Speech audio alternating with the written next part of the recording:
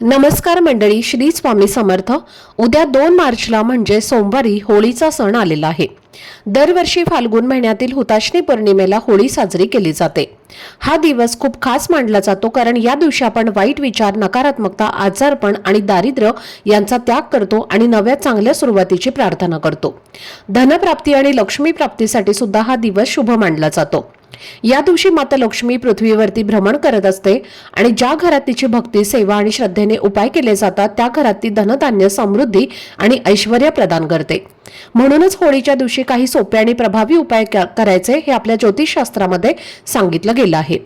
त्यापैकी एक उपाय म्हणजे 5 रुपयांचं नाणं घरात ठराविक ठिकाणी ठेवणं।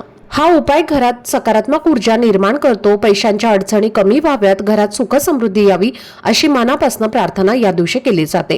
हा उपाय नेमका कसा करायचा, कोणत्या वेळेत करायचा आणि हे नाणं कुठं ठेवायचं याबद्दलची संपूर्ण माहिती मी एका व्हिडिओमध्ये दिलेली आहे।